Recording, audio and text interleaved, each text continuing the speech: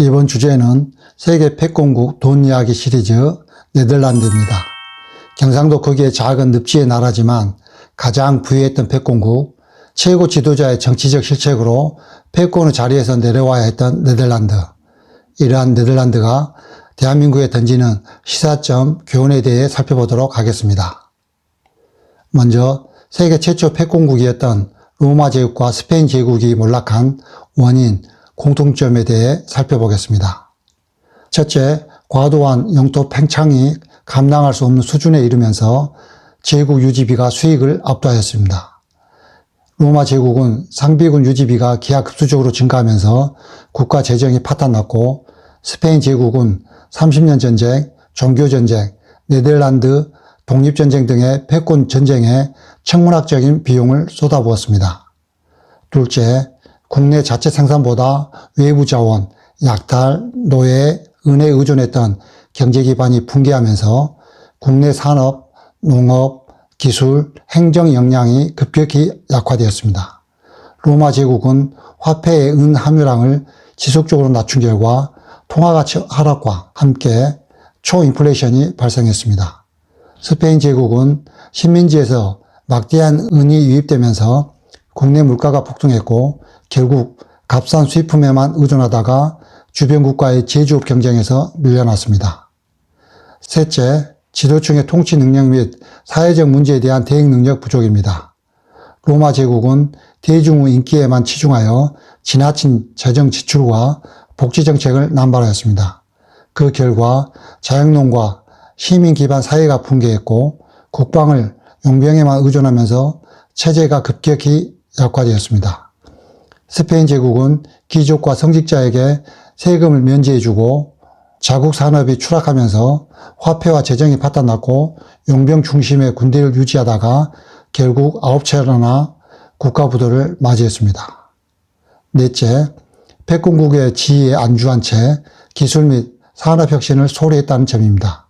로마 제국은 풍부한 노예 노동력에만 의존, 기술혁신에는 무관심하였고 스페인 제국은 식민지에서 유입된 막대한 은혜에 취해 자국 산업을 방치했고 주변국의 사치품을 수입하는 데만 치중하다가 결국 산업화에 실패했습니다.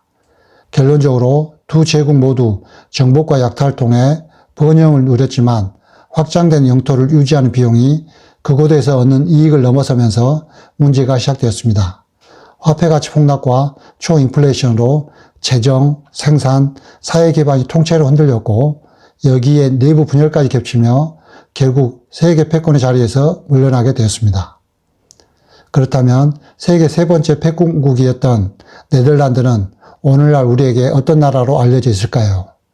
첫째, 척박한 저지대와 늪지대를 극복한 풍차의 나라입니다. 국토 25% 이상이 해수면보다 낮아 네덜란드는 낮은 땅을 의미합니다. 1953년 대홍수로 인해 1800명 사망, 수십만 명의 이재민이 발생하였습니다. 세계 7대 토목 불가사의 중 하나인 거대한 제방 시스템을 구축하여 해안선 전체를 요새화했습니다. 거대한 철제 장벽이 자동으로 닫히는 최첨단 개폐식 장벽을 구축하였고 세계는 신이 만들었지만 네덜란드는 네덜라인이 만들었다는 격언은 네덜란드인이 일궈낸 이리한 역사와 자신감을 나타내주고 있습니다. 둘째, 유럽 최대의 무역항이자 관문인 로테르담 항구는 물동량 기준 유럽의 압도적 1위를 자랑합니다. 항구 배후에 유럽의 거대 소비국 독일, 프랑스, 영국 등이 밀집해 있어 이들 국가를 잇는 핵심 통로 역할을 하고 있습니다. 셋째, 고부가 가치 품목, 튤립, 토마토, 파프리카 등을 앞세운 세계 2위 농산물 수출국입니다. 최첨단 스마트팜과 과학 농업을 도입하여 연중 무휴로 대량 생산이 가능한 시스템을 구축했습니다. 넷째, 세계 최창신 국가이자 개방적인 국가, 실용주의와 관용의 문화가 정착된 국가입니다. 세계 최창신 국가, 성인 평균 키 남자는 183cm, 여자는 170cm이며 세계 최초 동성원 안락사를 합법화하였고 마약도 제한적으로 허용되고 있습니다. 정장을 입고 자전거로 출퇴근하며 협력하지 않으면 모두 물에 잠겨 죽는다는 공동체 의식을 갖고 있습니다. 다섯째, 세계 최초의 주식회사 동인도 회사와 세계 최초 암스테르담 증권거래소를 탄생시킨 국가이기도 합니다. 다음은 네덜란드의 탄생과 주요 역사 내용입니다. 네덜란드는 땅이 좁고 자원이 부족했기에 금융과 무역이라는 소프트 파워를 육성하였습니다. 먼저 국가의 탄생입니다. 최초에는 현재의 네덜란드, 벨기에, 룩셈부르크는 하나의 지역으로 스페인이 지배하였으며 1588년에 7개주 연합 공화국 체제로 국왕 없는 공화정 형태의 독자적인 국가체제를 확립하였습니다. 이후 1568년에서 1648년까지 스페인과의 80년 독립전쟁 결과 국제적으로 국가를 공식 인정받아 1648년 네덜란드 연방공화국의 국가가 탄생하였습니다. 독립전쟁 기간인 1588년부터 1672년까지 85년 동안 네덜란드는 황금시대를 맞았습니다. 1602년 최초 주식회사인 동인도 회사를 설립하였는데 이 회사는 군사권과 외교권을 가진 거대 조직으로 아시아 무역을 독점하며 막대한 부를 축적하였습니다. 같은 해 암스테르담 증권거래소가 탄생하였고 현재 금융 시스템의 시초가 되었습니다. 1630년대 튤립 파동 시기 튤립 알뿌리 한 개 최고 가격은 13,000길더, 약 1에서 2억 원 수준으로 이는 암스테르담 중심가 대저택 한 채 가격으로 역사상 최초 경제 거품 버블 사건으로 알려져 있습니다. 네덜란드의 패권의 쇠퇴기는 1672년 재앙의 해가 찾아오며 프랑스, 영국, 독일이 동시에 네덜란드를 공격하면서 시작되었습니다. 1652년에서 1784년 4차례에 걸친 영국 네덜란드 전쟁에서 결국 영국에게 패하며 네덜란드는 해상 패권을 완전히 상실하였습니다. 네덜란드의 근대 및 현대사는 나폴레옹 전쟁 이후 네덜란드와 벨기에가 합병되면서 1815년 네덜란드 연합 왕국 체제가 출범했습니다. 1830년 벨기에가 독립하면서 현재의 네덜란드 영토를 유지하게 되었습니다. 2차 세계대전 당시 중립을 선언하였지만 1940년에서 1945년 독일에 점령당하였고 현재는 벨기에, 룩셈부르크와 경제연합을 맺으며 유럽통합, EU의 선구자 역할을 하고 있습니다. 다음은 네덜란드가 세계 패권국이 된 배경에 대해 살펴보겠습니다. 첫째, 유대인의 암스테르담 유입, 청어잡이 기반으로 막대한 부를 창출하였습니다. 가톨릭 국가인 스페인, 포르투갈의 종교 탄압을 피해 탈출한 유대인들이 네덜란드 암스테르담에 정착하며 스페인의 천일염을 수입하며 소금 상권을 장악하였고 마침 네덜란드는 청어, 염장 가공 기술을 개발한 상태로 유대인들이 들여온 소금 덕분에 잡은 청어를 1년 이상 보관할 수 있게 되면서 이를 유럽 전역의 국가로 유통하며 엄청난 부를 거머쥐었습니다. 둘째, 조선업과 해운업 발달로 세계 물류를 완전히 장악하였습니다. 100톤 이상의 청어잡이 화물선을 대량 건조하여 조선업이 발전하게 되었고 저렴한 선박 건조비와 최소한의 선원으로 선박 운항이 가능토록 하여 화물 운임은 경쟁국의 절반 이하로 낮춰 영국, 프랑스 상인들조차 네덜란드 배를 빌려 무역할 정도였고 네덜란드는 막대한 운송 수익을 거두었습니다. 당시 전 세계 상선의 절반 이상이 네덜란드 배였을 정도로 바다 위에서 압도적인 전성기를 맞이하였습니다. 셋째, 금융 플랫폼을 구축하여 세계의 돈과 정보가 모이는 금융의 중심지가 되었습니다. 세계 최초의 암스테르담 증권거래소가 탄생하여 많은 자산가들은 돈을 벌기 위해 네덜란드 거래소에서 주식을 매매하고 배당을 받기 위해 투자했고 암스테르담 은행이 설립되어 은행화폐 시스템이 도입, 유럽의 표준결제 수단이 되었으며 무역을 하려면 암스테르담 은행에 계좌를 개설하고 자금을 예치해야만 했습니다. 이 시스템의 높은 신뢰로 인해 영국, 프랑스 왕실이 10% 이상의 고금리로 자금을 조달할 때 네덜란드 정부 기업은 3% 내외의 저금리로 자금을 빌릴 수 있었습니다. 이로 인해 암스테르담 인구는 만여 명의 작은 항구 도시에서 단숨에 20만여 명의 대도시로 급성장하였습니다.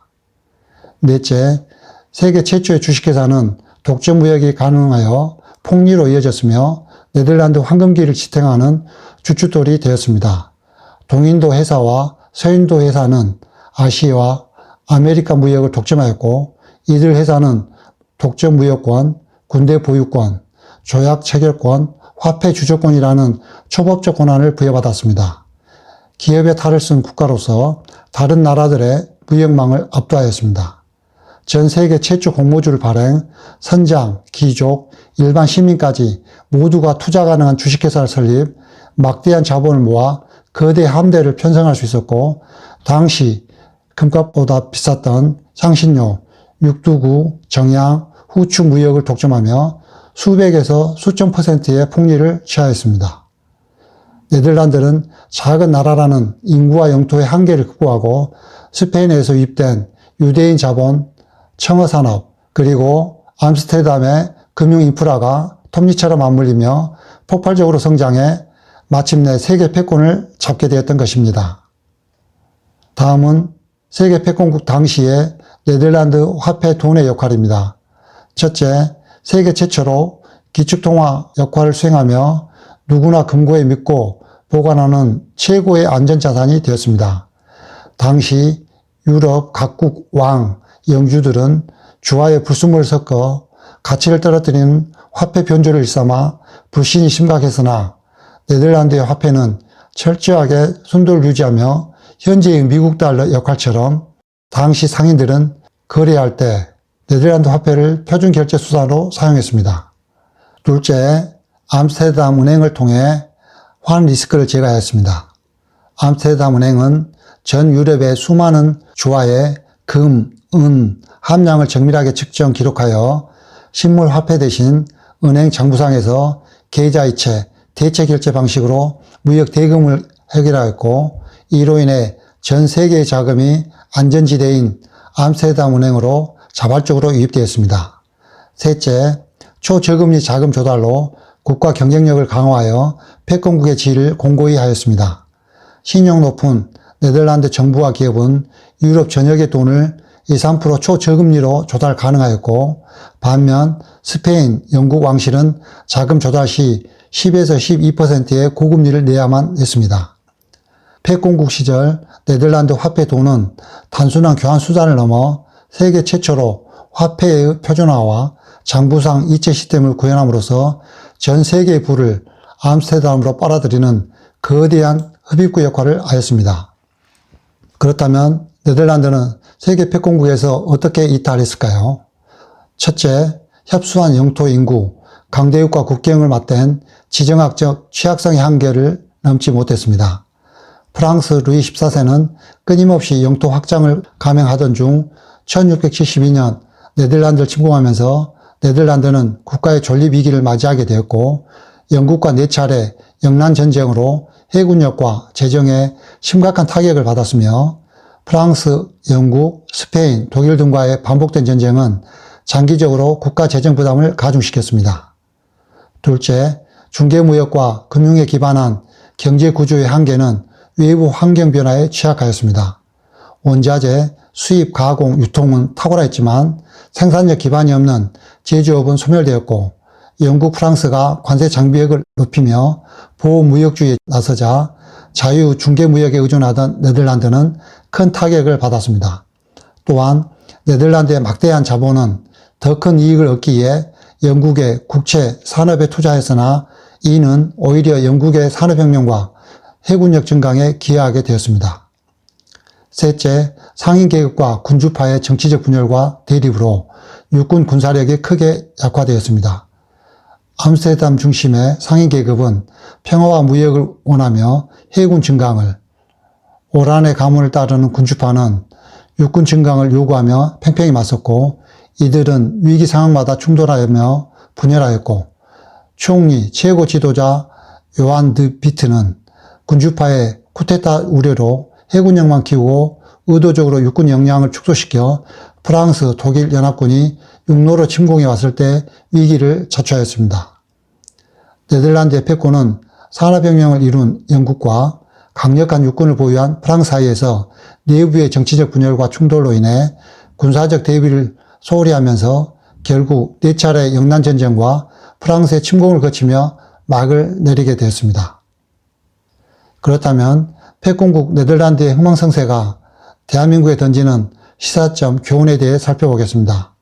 첫째, 강대국 사이에 위치하고 작은 영토, 인구의 지정학적 한계를 잘 관리하는 것이 국가 생존을 좌우한다는 것입니다. 네덜란드는 프랑스의 육상 위협과 영국의 해상 압박에 항상 노출되어 있으며 이들과의 연쇄적 전쟁으로 국력을 탕진하였습니다. 이처럼 미국, 일본, 북한, 중국, 러시아 가치관이 충돌하는 한반도의 지정학적 관리는 매우 중요하고 무한의 군사력 증강은 제한되니만큼 빈틈없는 고슴도치 전략 구축이 필요하겠습니다. 고슴도치 전략은 상대가 공격하면 그들도 파멸에 이를 수 있다는 확고한 보복 방어 능력 구비를 말하는 것입니다. 둘째, 정치 지도자의 리더십은 국가 운명을 좌우하고 내부 분열은 패망의 지름길이며 통합의 중요성을 자각해야 하겠습니다. 당시 네덜란드 7개주 연합공화국은 상인 계급과 귀족 세력 간의 내부 권력 투쟁이 심각하였고 총리, 최고 지도자는 의도적으로 육군 역량을 크게 약화시켜버렸고 이 기회를 활용 프랑스의 12만 명 대군은 거의 저항도 받지 않고 네덜란드 중심부까지 진격할 수 있었습니다. 국가 최고 지도자의 자질 결함이 국가적 대재앙으로 이어진 사례라고 볼 수 있습니다. 오늘날 대한민국은 이념, 세대, 지역, 젠더 갈등이 심화되며 국론이 분열되어 있어 사회적 대통합이 절실한 상황입니다. 영원한 대한민국의 부국 강병을 위해 국민, 개개인은 스스로 자질 향상을 위해 노력하고 정무적 감각과 자질을 갖춘 정치 지도자를 투표로 선출해야 합니다.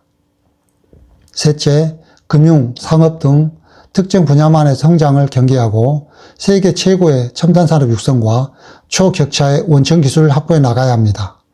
네덜란드는 남의 물건을 중개하고 배로 날라주는 중개무역, 물류와 금융으로 패권을 거머쥐었지만 영국이 네덜란드 선박의 진입을 막고 산업혁명에 성공하자 생산 기반이 없는 네덜란드의 부는 신규류처럼 사라졌습니다. 대한민국은 AI, 인공지능, 반도체, 2차전지, 바이오, 우주산업 등 미래산업의 초격차 원천 기술을 확보하고 제조 공급망의 핵심 자리를 사수해야겠습니다. 네덜란드 사례가 주는 시사점 교훈은 지정학적 한계를 극복할 첨단 국방력으로 군사 대입태세를 완비하고 미래 산업 분야에서 대체 불가능한 초격차 기술을 확보하며 영민한 외교와 함께 내부적으로 국론을 단단히 결속해야 한다는 교훈을 우리에게 보여주고 있습니다. 손자병법 관점에서 묻겠습니다. 네덜란드가 패권국이던 시절 총리, 최고 지도자는 국가 안보보다 정파적 이익을 우선시하여 국가를 위기에 빠뜨렸고 결국 패권국의 지위를 잃게 만들었습니다. 이는 아무리 부유한 국가라도 지도자의 자질에 치명적인 문제가 있으면 한순간에 침몰할 수 있다는 사실을 여실히 보여주는 사례입니다. 여러분이 당시 네덜란드 총리였다면 패권국의 지위를 영원히 유지하기 위해 어떤 정책을 펼치셨겠습니까? 여러분은 가정, 팀, 회사 등 저마다 속한 조직에서 리더, 지도자 역할을 하고 있습니다. 그렇다면 조직의 성공을 위해 여러분이 추진하고 있는 정책은 무엇인가요? 대한민국의 치명적인 결함을 가진 지도자가 등장하지 않도록 막기 위해 국민 개개인들은 평소에 어떤 안목을 기르고 어떻게 행동해야 할까요? 잠시 고민해보는 시간을 가져보시기 바랍니다.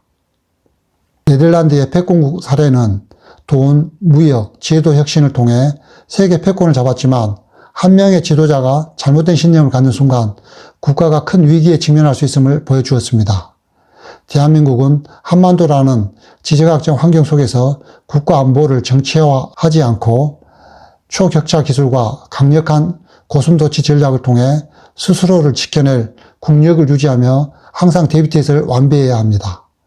대한민국은 단합하지 않으면 언제든 큰 위기를 맞이할 수 있다는 사실을 인식해야 하며, 정치 지도자는 국민에 의해 선출되는 만큼 현재와 미래의 번영을 위해 충분한 자질과 역량을 갖춘 사람을 투표를 통해 선별해 내야 합니다. 여러분은 어떤 자질을 갖춘 지도자에게 투표하시겠습니까? 시청해 주셔서 감사합니다.